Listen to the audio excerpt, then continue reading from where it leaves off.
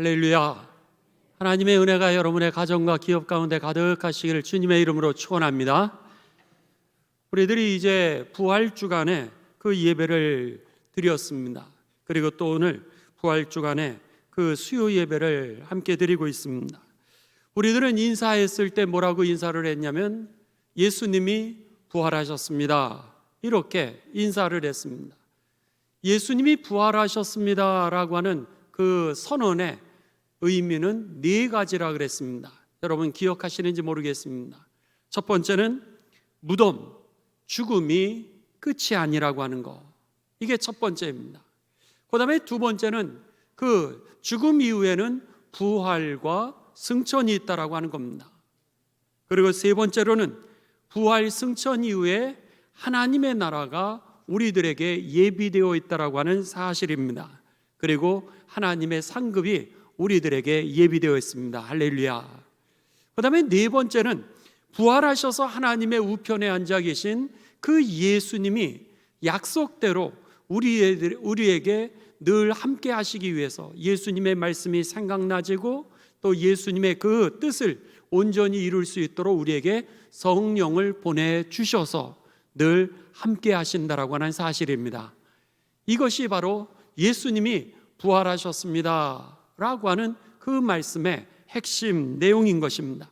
자, 그런 면에 있어서 이 믿음을 가지고 우리 옆분들하고 예수님이 부활하셨습니다 이렇게 인사하시죠. 시작. 예수님이 부활하셨습니다. 우리 은혜자매님, 예수님이 부활하셨습니다. 윤상인 권사님, 예수님이 부활하셨습니다. 기독교 신앙에는 여러분 기본적으로 우리가 5가지의 기둥이 있다 그랬습니다.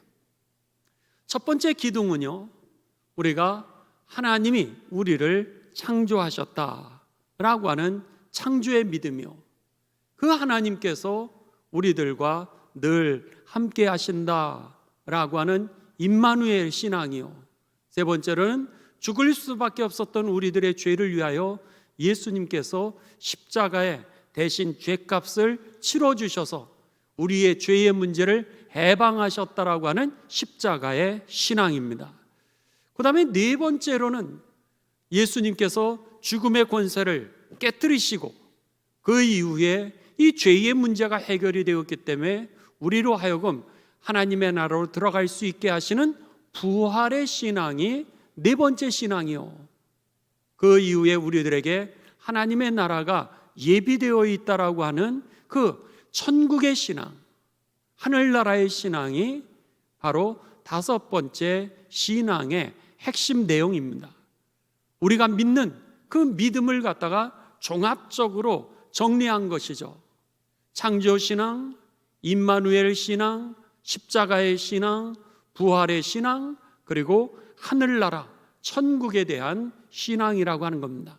이 5가지의 믿음을 우리가 오늘 믿고 있는 것이고, 그 일을 갖다가 오늘 하나님께서 예수 그리스도를 통하여서 행하셨다라고 하는 것을 우리가 분명하게 붙들고 있어야 오늘 그것이 나의 믿음이 되고 세상을 이기는 능력이 되고 우리를 구원으로 이끄는 하나님의 구원의 능력이 된다라고 하는 사실입니다. 여기에서 우리가 어느 하나라도 믿지를 않는다라면은 그것은 우리들의 믿음이 잘못된 믿음이라고 하는 겁니다. 오늘 본문 말씀이 지금 제가 여러분에게 말씀드렸던 이 모든 이 신앙의 핵심 내용을 정리를 해놓은 것이고, 그리고 이것을 갖다가 오늘 우리 홍성경 목사님하고 여러분들이 같이 읽으셨던 본문입니다. 그런 면에 있어서 지난 주일에는 부활하신 예수님에 대해서 우리들이 보았다면은 오늘은 부활한 몸에 대해서 보실 텐데, 이 부활 신앙에 대하여 고린도전서 15장을 좀 세밀하게 정리를 하도록 하겠습니다. 자, 15장 1절부터 4절까지 먼저 보시도록 하겠습니다. 첫 번째 15장 1절부터 4절은 구원을 가져다 주는 이 복음의 핵심, 복음이 무엇인지, 또 우리들이 잘못 믿는 게 무엇이 잘못 믿는 것인지, 그렇다면 제대로 믿는 것이 어떤 믿음인지를 우리들에게 가르쳐 줍니다. 15장 1절입니다. 형제들아, 이것은 고린도 교회에 있는 그런 성도들을 향하여서 바울이 부르는 호칭입니다. 형제들아, 내가 너희에게 전한 복음을, 여기에 복음이라고 하는 게 납니다. 기쁜 소식이라고 하는 거죠. 너희에게 알게 하노니 이는 너희가 받은 것이요 또 그 복음 가운데 선 것이라. 그러면서 2절, 너희가 만일 내가 전한 그 말을 굳게 지키고, 여기에 굳게 지키고라고 하는 것은 홀딩이라고 하는 단어입니다. 홀딩, 이렇게 해서 우리가 꽉 잡는 겁니다. 홀딩 firmly. 그래서 단단하게, 여러분들이 이 마이크를 제가 잡는다면 이 마이크를 갖다가 단단하게 잡는 것을 이 바울은 뭐라 그러냐면, 너희가 그 말을, 복음을 굳게 이렇게 붙들고 있으면, 그 다음에 두 번째는 헛되이 믿지 않으면 그렇게 되어 있습니다. 믿는데, 헛되이 믿는다라고 하는 것을 이 영어 성경은 어떻게 표현하냐면 believe in vain 그래 있습니다. vain, 이 비어 있다라고 하는 겁니다. 내가 믿는 줄 알았는데 속은 깡통이라고 하는 그런 표시입니다. 그냥 빈 깡통으로 믿는 거예요. 다른 사람이 믿는다라고 그러니까 그냥 믿는다라고 나는 착각을 하고 있는 거죠. 그런데 오늘 5가지의 신앙의 그 기둥이 정확하지 않은 것을 갖다가 이 in vain, 헛된 것이다 라고 이렇게 얘기를 하고 있습니다. 비어있다. 그런 면에 있어서 이 5가지의 분명한 믿음의 핵심 기둥들을 너가 단단하게 붙들면은 그런 뜻이고, 그리고 헛되게 그것을 믿지 않으면, 빈 깡통으로 있지 않으면 2절 계속해서 갑니다. 그로 말미암아 뭐하리라? 구원을 받으리라. 이 복음을 분명하게 너희들이 잡고 있으면 너희들이 구원을 받으리라, 이렇게 말씀합니다. 그러면서 이 복음을 정리를 하는데 4절입니다. 4절, 3절입니다. 3절, 내가 받은 것을 먼저 너희에게 전하였나니, 복음을 전했다라고 하는 거죠. 그러면서 이는 성경대로 그리스도께서 우리 죄를 위하여 죽으셨다는 사실, 십자가의 신앙이었죠. 그러니까는 복음의 핵심 내용은 뭐냐면 우리들의 죄의 문제를 예수님이 해결해 주셨다는 겁니다. 그러니까 이 십자가의 신앙을 확실하게 우리가 붙들고 있어야 된다는 거예요. 그런데 성경대로 그랬습니다. 성경대로, 이게 무슨 얘기죠? 구약을 얘기를 하는 거죠. 수없이 많은 선지자들을 통하여서, 예수 그리스도를 통하여서 우리의 죄의 문제를 하나님이 그에게 담당시키심으로 인하여 죄의 문제를 해결하실 것이라고, 그리고 죽음이 끝이 아니라 그 이후에는 하나님의 나라가 우리에게 임할 것이라고 하는 것에 대하여서 성경은 선지자들을 통해서 우리에게 이미 예언해 놨다라고 하는 겁니다. 그 대표적인 예언이 이사야서 53장 4절에서 6절이죠. 그랬을 때 제가 5절부터 6절까지만 본다면은, 그가 찔림은 우리의 허물 때문이요. 여러분들 많이 들으셨죠? 이사야 선지자가 이미 700년 전에, 예수님 탄생하시기 전 700년 전부터 우리의 죄의 문제가 어떻게 해결될 것인가에 대해서 이사야 선지자가 말씀합니다. 하나님은 창세기 3장 15절에 원색 복음을 통하여서, 그 여인을 통하여서 난 그 아들이 뱀대가리를 밟아 이제 짓이기면서 오늘 우리들에게 구원을 가져다 주실 그 예수 그리스도에 대한 원색적인 복음을 하나님이 이미 가르쳐 주셨고, 이사야 선지자를 통하여서 우리들에게 이 죄의 문제가 구체적으로 어떻게 해결이 되는지를 예언을 하셨던 겁니다. 그가 찔림은 우리의 허물 때문이요, 그가 상함은 우리의 죄악 때문이라. 그가 징계를 받음으로 우리는 평화를 누리고 그가 채찍에 맞음으로 우리가 나음을 받았도다. 그래서 예수님께서 빌라도의 그 재판을 받으시고 그리고 십자가형을 당하시게 되는 거죠. 빌라도가 예수님에게 묻습니다. 나는 너에게서 죄를 찾지 못하겠는데 너가 정말로 유대인의 왕이냐? 이렇게 묻죠. 그랬을 때 이 빌라도에 대하여 예수님이 대답을 하지 않으십니다. 그러자 빌라도가 다시 이야기하죠. 내가 너의 생명을 살릴 수 있는 권한도 있고 내가 너의 생명을 죽일 수 있는 권한도 있는데 왜 너가 나에게 대답하지 않느냐? 이렇게 이야기하였을 때 예수님이 빌라도에게 뭐라고 대답하냐면 하나님께서 너희에게 나를 살리고 너에게 나를 죽일 권세를 맡기지 아니하시면, 하나님이 허락하시지 않았으면 너는 나를 살릴 수도 없고 너는 나를 죽일 수도 없다라고 그렇게 말씀을 합니다. 그 얘기는 뭐예요? 이미 하나님이 정해 놓으셨기 때문에 너가 오늘 나를 갖다가 십자가에 못 박아 죽게 할 것이라고 하는 것을 예수님은 알고 계셨던 것이죠. 하나님이 이미 허락하셨기 때문에 내가 이 길을 가는 것이요, 내가 이 길을 통하여서 하나님의 뜻이 성취되는 것임을 예수님이 그 빌라도에게 이야기를 했던 것입니다. 오늘 이 사연은 이미 예수님이 700년 전에, 탄생하시기 전 700년 전에 그가 찔림은 우리의 허물 때문이요 그가 상함은 우리의 죄악 때문이라, 그가 징계를 받음으로 우리가 평화를 누리고 그가 채찍에 맞음으로 우리는 나음을 받았도다. 우리는 다 양 같아서 그릇 행하여 각기 제 길로 갔거늘 여호와께서는 우리의 모든 죄악을 그에게 담당시키셨도다. 이렇게 이제 이 이사야는 예수님의 그 십자가의 대속의 죽음을 예언하게 됩니다. 그리고 나서 이사야서 16장 26장 19절에는 죽은 자들이 살아나고 죽은 자들이 다시 살아날 것에 대하여 예언하고, 다니엘서 12장 2절에 보면 땅의 티끌 가운데서 자는 자 중에 많이 깨어 영생을 얻는 자가 있으리라, 이렇게 말씀합니다. 그러니까 죽음이 끝이 아니라 그 이후에 생명이 있게 되고, 그리고 이 죄의 문제를 예수 그리스도께서 담당해 주셔서 해결해 주실 것을 이미 몇천 년 전부터, 몇백 년 전부터 하나님이 우리를 창조하신 이후부터 이미 예언되어 있었다라고 하는 사실입니다. 지금 바울이 그 얘기를 하는 거예요.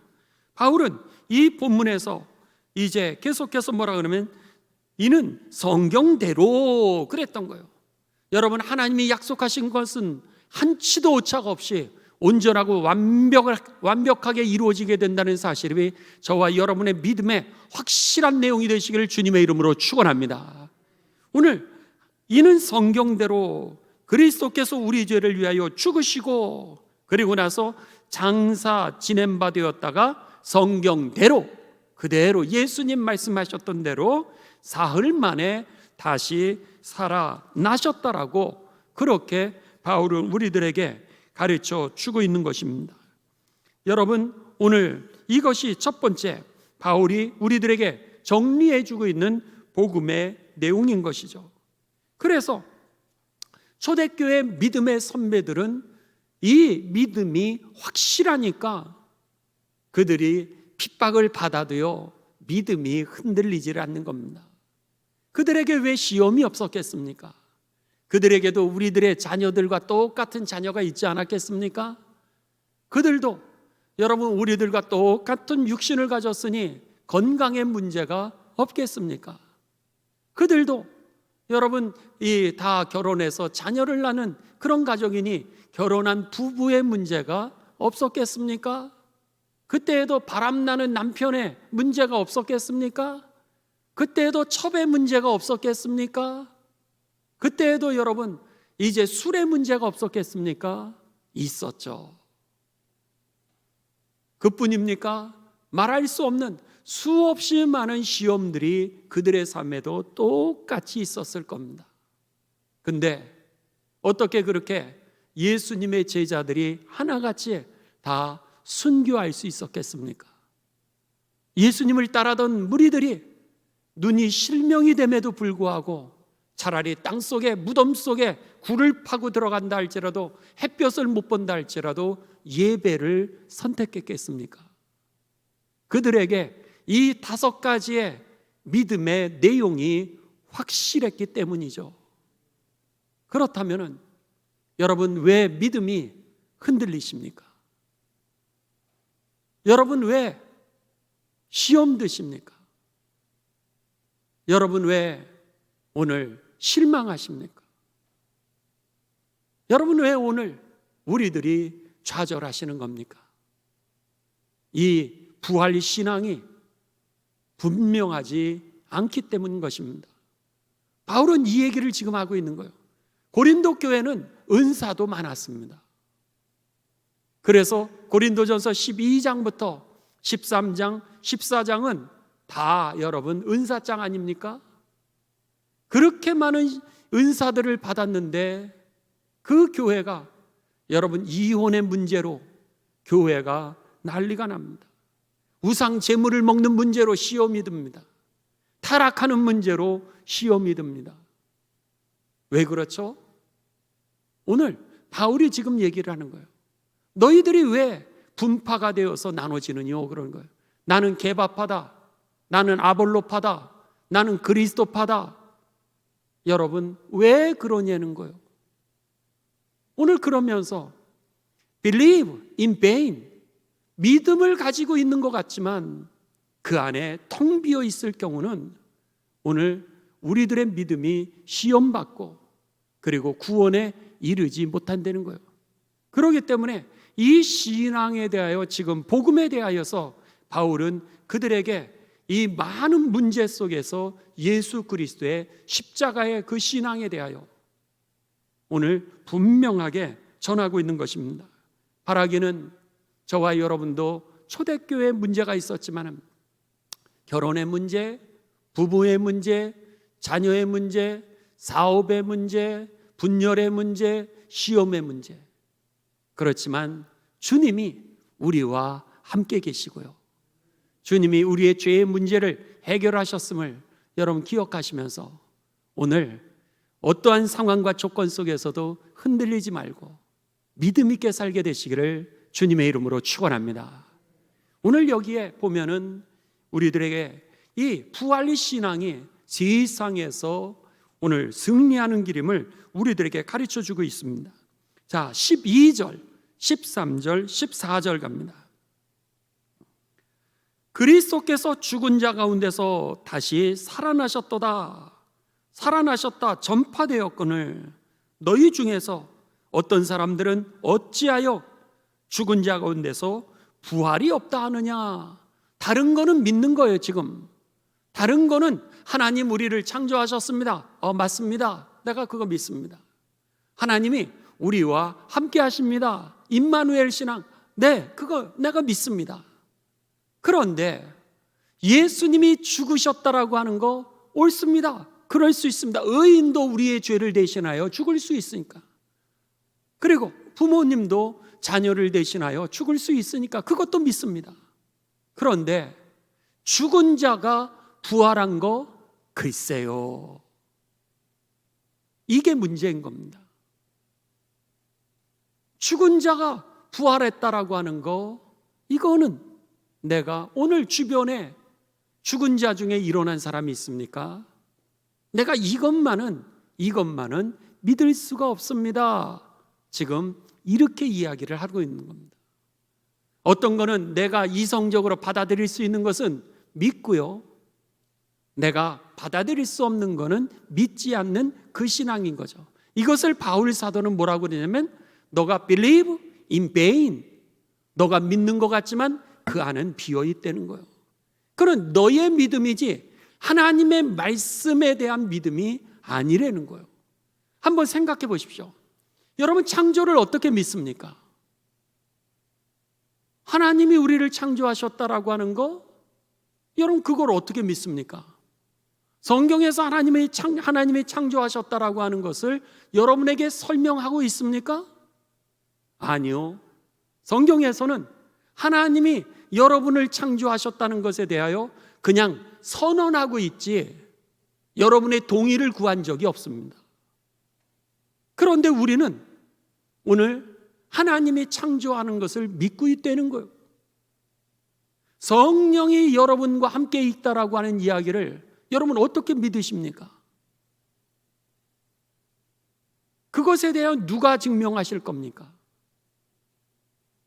여러분의 감정일 수도 있고 여러분의 느낌일 수도 있는 거 아니겠어요?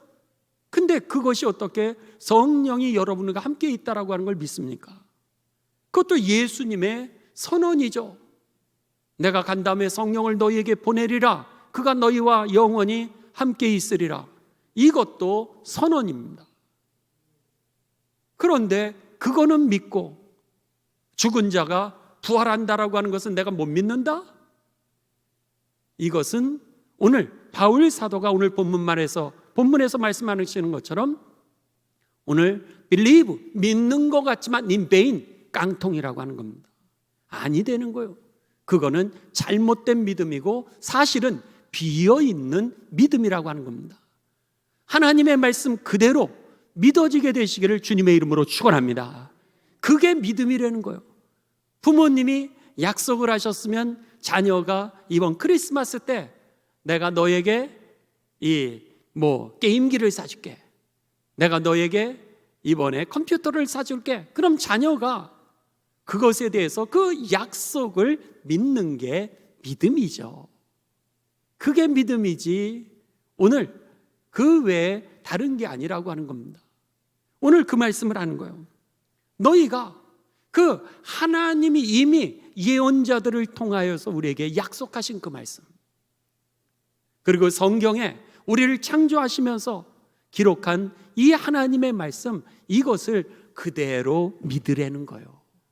그것을, 그 약속을 단단히 붙들 때에 그게 너에게 구원을 가져다 주는 하나님의 능력이 된다. 이렇게 선포했던 겁니다. 그래서 히브리서 기자도 동일하게 그렇게 말씀하지 않습니까? 믿음은 바라는 것들의 실상이요 보이지 않는 것의 증거라. 그러니까 하나님의 약속을 붙잡는 거, 이게 믿음이었던 것이지 오늘 이게 컵입니다, 이거는 사실이죠. 이거는 하나님이 이미 만들어 놓으신 사실일 뿐이지 오늘 우리들에게 구원을 가져다 주는 그 믿음은 아니라고 하는 것입니다.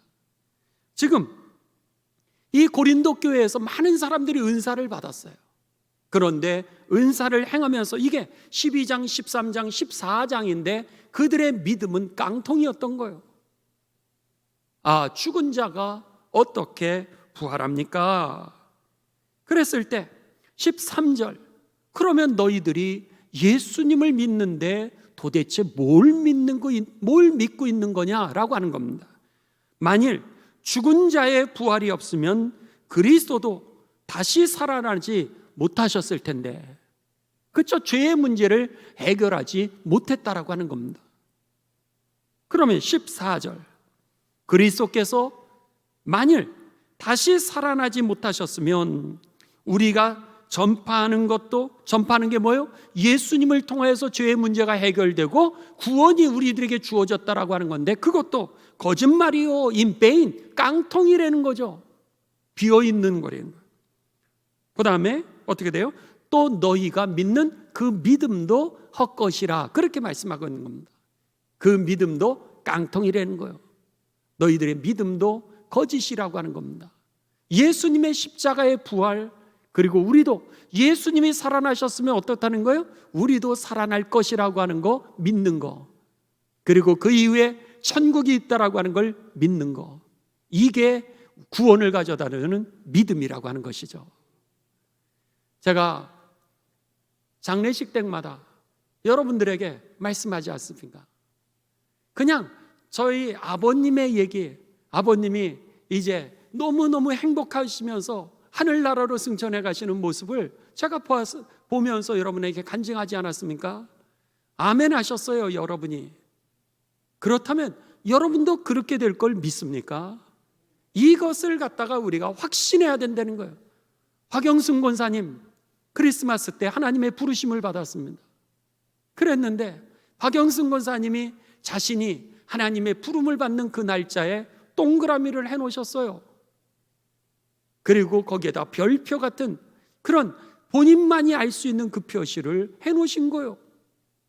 며느님은 예수님을 믿지 않는 분이었는데 예수님을 믿지 않는 그 3개월 전에 내가 하늘나라 갔다가 거기에서 답안지를 안 썼더니 답을 알고 있는데도 불구하고 답안지를 쓰지를 않았더니 다른 사람들은 다 들어가는데 나는 빠꾸를 맞았다라고 자녀들한테 그렇게 얘기하지 않았습니까? 그래서 3개월 동안 이제 준비를 하시고 그리고 나서 그 부르심을 받았는데 놀랍게도 그것을 믿지 않는 그 며느님에게 환상 가운데 그 장례식 가운데 어머님이 너무 행복해서 하나님 나라로 승천하는 모습을 보여주지 않았습니까? 할렐루야. 네. 이게 여러분에게 그게 그럴까? 만일 이렇게 들려진다면 제가 여러분에게 거짓말하는 것이고 박영순 권사님의 아드님이 거짓말하는 거 아니겠습니까? 그 며느님이 예수님을 안 믿는데 여러분들에게 왜 그런 거짓말을 하겠습니까? 그렇지 않죠. 오늘 우리가 그것을 믿지 못한다면 죽음이 끝이 아니라 그 이후에 부활이 있고 승천이 있고 하나님의 나라가 있다라고 하는 것을 믿지 못한다면 여러분들은 믿는 것 같지만 예수님을 오늘 믿지 않고 있다는 거예요. 그렇다면 여러분의 믿음은 빈 깡통이라고 지금 바울은 그렇게 이야기하고 있는 것이고, 그렇다면 내가 여러분에게 전하고 있는 이 복음도 아무것도 아니고 거짓말하는 것에 불과한 것을 여러분이 듣고 있는 것이라고 그렇게 선언하고 있는 겁니다. 그러면서 이제 바울이 35절로 갑니다. 35절부터 보시면은 부활하는 그 몸에 대하여서 이렇게 구체적으로 이야기를 하기 시작합니다. 35절입니다. 누가 묻기를 죽은 자들이 어떻게 다시 살아나며 어떠한 몸으로 오느냐 하리니, 어리석은 자여, 내가 뿌리는 씨가 죽으면 죽지 않으면 살아나지 못하겠고, 내가 뿌리는 것은 장래의 형체를 뿌리는 것이로되 다만 밀이나 다른 것에 알갱이 뿐이로되, 하나님이 그 뜻대로 그에게 형체를 주시되 각 종자에게 형체를 주시느니라. 자, 지금 씨를 뿌렸다는 거예요. 씨를 뿌렸는데 그 씨가 땅에 묻혀져서 죽었다는 거죠. 그랬는데 죽었냐는 거예요. 땅을 파보면 그 씨는 여러분 없습니다. 그렇죠? 땅을 파보면 그 씨는 없어요. 그랬는데 그 씨가 다른 몸을 입었습니다. 다른 몸을 입고 그리고는 거기에서 꽃이 피는 거예요. 그리고 큰 나무의 가지를 뻗기를 시작합니다. 그 조그만한 알갱이와 꽃이 피는 모습은 완전히 다르죠. 그리고 큰 가지가 되는 거 놀라운 일 아니겠습니까? 그 놀라운 일을 지금 얘기를 하는 거예요. 너가 세상에서도 보듯이 이 씨 하나가 이렇게 놀라운 것처럼 변화되는 것처럼 너희들의 인생도 우리들이 이 육체로 땅에 심어지는 것 같지만 그게 아니라, 죽은 것이 아니라 예수님이 뭐라 그러셨어요? 잔다. 그렇게 말씀하셨던 겁니다. 어젯밤에 여러분들이 얼마나 피곤하셨습니까? 오늘 밤도 피곤하시죠? 하루 종일 일했으니까. 근데 오늘 밤에 여러분이 한숨 푹 주무시고 나면 내일 다시 생기가 돌게 될 줄을 믿습니다. 그렇죠? 믿습니다요. 그걸 매일같이 경험하는 거 아니에요. 매일같이 경험하는 겁니다. 내 육신은 죽어가는데, 아니 그 잠이 뭔지 병원에 가면은요, 이 의사, 제가요 제주방어사령부에서 군목으로 있었을 때 내과 과장이 이제 찾아왔습니다. 내과 과장이 찾아오더니 그분은 예수님을 믿지 않는 사람이에요. 그랬는데 그분이 뭐라 그러시냐면, 목사님, 약으로 고칠 수 있는, 실제적으로 병을 고칠 수 있는 퍼센테이지는 10%에서 30% 정도밖에 안 된다는 거예요. 그러면 뭐 하나님이 낫게 하시는 거죠. 그러는 거예요. 하나님이 낫게 하신다는. 그러면서 이제 얘기를 하는데 얼마나 우스웠는지요. 보통 의사 선생님들에게 환자들이 올 때는 참다가 끝까지 참을 수 없어가지고 끝에 온다는 거예요. 그러면은 끝에 오면은 이렇게 보면은 거의 다 나서 왔대요. 이미 병치레는 다 해놓고 나서, 그러고 나서 끝에 끝 무렵이 돼서 거의 날 때쯤 됐는데 그 사람에게 그 별거 아니니까 오렌지 주스 잡수시고 또 물 많이 잡수시고 그냥 편안하게 주무십시오. 잠을 많이 주무시면 날 거라고 이렇게 얘기하면 돌팔이 의사라 그런다는 거예요. 이 사람 병명을 모른다는 거예요. 내가 이렇게 아픈데 물 먹으라 그러고 오렌지 주스 먹으라 그러고 잠을 자라 그러는 거 보니까 이 사람 돌팔이는 그 다음부터 안 온다는 거예요. 그런데 그분에게 이렇게 왔는데 그것을 보면서 이미 다 나아가지만 후두염이시네요. 이렇게 얘기하면서 약을 조제해 드리겠다고, 그러면 이것을 갖다가 시간에 맞춰서 꼭 잡수셔야 된다고 이렇게 하면서 이제 여러분 판콜 A 같은 그런 가장 기초적인 약을 지어주면은요, 그리고 나서 나아가지고 이 선생님 아주 명의라고 소문을 내고 다닌다는 거예요. 실질적으로는 다 버티었다가 하나님께서 그 내성을 주셔가지고 이미 다 고치고 있는데 사람들은 그것을 모른다는 거예요. 예수님을 믿지 않는 내과 의사의 그 고백인 겁니다. 오늘 이제 내일 연애를 준비를 하면서 자격과정 선교사님들 시험을 치르고 그리고 그것에 대해서 논문을 심사를 하고 그리고 자격을 이제 오늘 하는 그런 시간이 있었습니다. 그랬는데 거기에 한 분이 간증을 하시는 거예요. 한 분이 간증을 하시는데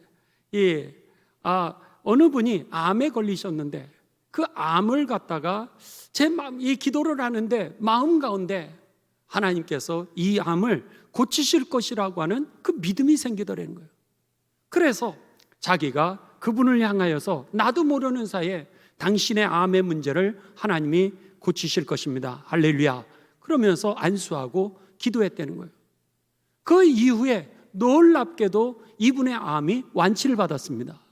의사 선생님이 놀랬다는 거예요.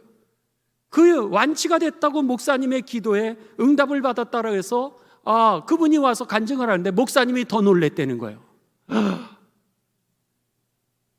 그래가지고 본인도 암을 치료했던 이 사건에 대해서 너무나도 놀래가지고 그래서 놀래서 자기 형이 정형외과 의사예요. 그래서 형한테 형, 내가 갑자기 이런 기도가 나가지고 내가 이렇게 기도했는데 그 암 환자가 병원에 가서 의사 선생님에게 그 검사를 받더니 완치가 돼서 왔다고, 너무나도 내가 놀랬다고. 그랬더니 형은 뭐라 그러면 하나님이 하셨네 그러시더라는 거예요. 목사가 그 얘기를 해야 되는데 의사가 하나님이 하셨네 이렇게 얘기를 하는 거예요. 그러면서 그 형이 뭐라 그러면 사람이 고칠 수 있는 건 30%밖에 되지 않는데 하나님이 고치시는 확률이 70%야. 이건 의사들에게 보통적인 얘기라는 거예요. 그래서 이분이 은혜를 받아서 거기에 자격과정을 하고 있는 이 심사위원들에게 그런 간증을 하시는 거예요. 오늘 이 말씀이 바로 그런 말씀입니다. 사람들은 오늘 하나님께서 행하시는 이 놀라운 일에 대해서 그냥 추상적인 생각만 가지고 있다는 거예요. 그런데 바울은 보시오, 씨 하나가 이렇게 꽃이 피는 거, 그리고 커다란 나뭇가지를 내고 큰 나무가 되는 거, 그 지친 육신이 잠을 자고 나면은 그 다음에는 어떻게 되는 거예요? 생기가 돋는 거, 다시 살아나는 거. 이게 바로 놀라운 일 아니겠냐고 그렇게 얘기를 하고 있는 거죠. 여러분, 오늘 하나님께서 우리들에게 날마다, 그래서 예수님께서 죽은 것이 아니라 뭐라 그랬어요? 잔다 이렇게 말씀하신 것처럼 하나님이 날마다 놀라운 일로 우리를 부활을 경험시켜주고 계시다는 사실이 저와 여러분에게 깨달아지게 되시기를 주님의 이름으로 축원합니다. 그래서 38절부터 뭐라 하면 하나님이 그에게 형체를 주시느니라, 각각에게 합당한 형체를 주신다는 거예요. 그러면서는 39절 어제의 육체와 오늘의 육체가 다르지 않습니까? 젊은 날의 육체와 나이가 든 다음에 육체가 다른 것처럼 하나는 사람의 육체가 있고 또 하나는 짐승의 육체가 있고 새의 육체도 있고 물고기의 육체도 있고 동시에 40절에 보시면 하늘에 속한 형체도 있고 땅에 속한 형체도 있나니 하늘에 속한 것에 영광이 따로 있고 땅에 속한 것에 영광이 따로 있다는 거예요. 해의 영광을 해를 봐도 야 그렇게 하는 게 반응이 다르고 별을 봐도 별의 아름다움이 다른 것처럼 또 북두칠성과 북극성을 볼 때 다른 것처럼 43절 42절 죽은 자의 부활도 이와 같으니 썩을 것으로 심고 썩지 아니할 것으로 다시 살아나며 욕된 것이 뭐예요? 명예가 더럽혀지는 것을 욕된 것이라 그럽니다.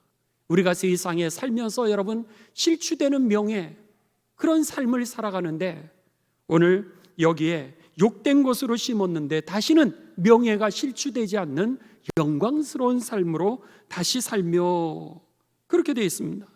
또 약한 것으로 심고 강한 것으로 약한 것은 뭐예요? 부러지고 넘어지고 상처받을 수밖에 없는 건데 다시는 우리가 부러지지 않는 넘어지지 않는 강한 것으로 다시 살며 그래서 44절 육의 몸으로 심고 신령한 몸이라 이렇게 얘기했습니다. 신령한 몸으로 다시 살아나니 육의 몸이 있은즉 어떤 몸도 있다고요? 영의 몸도 있느니라. 그러면서 46절로 자 넘어갑니다. 먼저는 신령한 사람이 아니요 육의 사람이지만 그 다음에는 뭐예요? 신령한 사람이 우리에게 예비되어 있다는 거예요. 47절 첫사람은 땅에서 났으니 흙에 속한 자이거니와 둘째 사람은 하늘에서 나셨느니라. 무릇 흙에 속한 자들은 저 흙에 속한 자와 같고 무릇 하늘에 속한 자들은 저 하늘에 속한 이와 같으니 49절이 결론인데 중요합니다. 49절 우리가 흙에 속한 자의 형상을 입은 것 같이 하나님 나라에 들어가는 육체의 부활한 몸을 뭐라고 표현해요? 하늘에 속한 이의 형상을 입으니라. 이게 뭐죠? 어디에 나오죠? 창세기 1장 27절 28절에 나오는 하나님의 형상을 입고 창조된 그 모습이죠. 네. 처음 창조의 모습 에덴 동산에서 살았던 그 하나님의 형상을 입고 탄생하였던 창조되었던 그 모습을 가지고서 하나님 나라에 들어가게 되는 것입니다. 할렐루야. 하늘나라에 합당한 몸이 따로 있다는 거예요. 그렇기 때문에 오늘 이 바울 사도는 우리들에게 육의 몸이 있는 것처럼 하늘에 속하는 신령한 몸이 있는데 그 신령한 몸은 이 씨가 나무처럼 변화되는 것처럼 놀라운 일이고 놀라운 일인데 그 놀라운 것의 결론은 뭐예요? 처음 하나님이 창조하셨을 때처럼 죄의 문제가 해결되었던 하나님의 형상을 회복한 그 모습으로 천국에 들어가게 되는 것입니다. 여러분 그러기에 오늘 말씀을 결론을 내립니다. 예수님 부활하셨습니다 라고 하는 그 선언과 오늘 우리들의 핵심 있는 믿음이 뭐예요? 하나님이 우리를 창조하셨고 두 번째로는 하나님이 우리와 함께 하시는 임마누엘 신앙, 세 번째로는 십자가의 신앙, 네 번째는 부활의 신앙, 다섯 번째는 천국의 신앙. 이것이 여러분 확실한 가운데 어떤 상황 조건에서도 실망하지도 마시고 좌절하지도 마시고 절망하지도 마시고 시험 들지도 마시고 여러분 믿음 있게 살아가는 가운데 오늘 이 바울 사도가 우리에게 정리해 주신 것처럼 이 하나님의 복음, 이 약속을 단단하게 붙들면서 한 명도 빠짐없이 다 구원에 이르게 되시기를 주님의 이름으로 축원합니다.